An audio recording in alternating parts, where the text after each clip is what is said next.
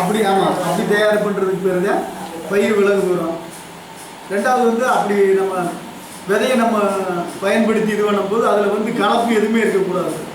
கலப்பு கூட இருக்க வேறு ரகமான நெல் எல்லாத்தையுமே நம்ம எடுத்துடணும். 4வது விதை. 5வது வந்து விதையினுடைய ஈரப்பதம். விதையை வந்து நம்ம திரும்ப அறுவடை பண்ணோடனே நான் சொன்ன மாதிரி முன்னாடி சொன்ன மாதிரி அந்த 12% ஈரப்பதம் வர்ற மாதிரி அந்த விதையை பக்குவப்படுத்தினாக்கா திரும்ப நம்ம முளைக்க வைக்கும்போது அது கரெக்டான நிலையில் இருக்கும். வினையியல் முயற்சி, அதாவது வந்து அந்த விதை நெல் எப்படி விளைஞ்சிருச்சு அப்படின்றத நம்ம கண்டுபிடிக்கும் போது அந்த நல்லா தலைப்படுத்துருச்சுன்றப்ப ரொம்பவும் காப்பதத்திலே அறுத்துடக்கூடாது, குளம்புருதும் அறுத்துடக்கூடாது. அதுக்கு பேர் தான் விதையினுடைய முயற்சின்றாங்க. அந்த பக்குவத்தில் அறுத்தாத்தான் அந்த விதை நெல் வந்து நல்லபடியாக இருக்குது அப்படின்னு சொல்கிறாங்க.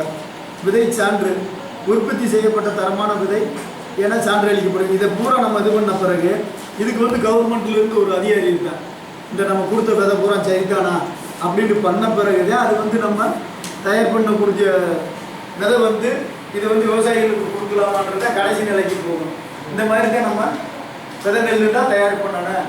இப்படி பண்ணாங்க நம்ம சொல்கிற மாதிரி அவங்க சொல்லி அந்த இந்த நெல் எப்போ ஏக்கருக்கு எம்பிட்டு வரும்னா 40 மூடை வரும், 50 மூடை வரும்ன்றாங்கல்ல. இத்தனை குணாதிசயம் இருந்தாங்க அந்த விதை நெல்லுக்கு. அவங்க சொல்கிற மாதிரி அதிகமான ஒரு மகசூல் எடுக்கிறதுக்கு இவ்வளவு செஞ்சால் தான் நம்ம அந்த விதை நெல்லை சரி பண்ண முடியும். அப்போ சொல்லுவாங்க, நான் வீட்டு நெல் போட்டிருந்தேன், அதுவும் சரியாதான் வளர்ந்துச்சு, இதுவும் சரியாதான் வளர்ந்துச்சு சொல்லுவாங்க. அப்படி இருந்தாலும் இன்னைக்கு வந்து நம்ம முன்னாடி நான் படிச்சுட்டு வந்த காலத்தில் ஏக்கருக்கு 10 மரக்கா போட்டால் 12 மரக்கா போட்டால் அப்புறம் 30 கிலோ அறிமுகம் பண்ணும்போது 6 மரக்கா பதினெல் எப்படி 10ன்னு சொன்னேன். இப்போ வந்து அவங்க என்ன சொல்லிட்டாங்கன்னா ஏக்கருக்கே 3 கிலோ போதுட்டாங்க. ஏக்கருக்கே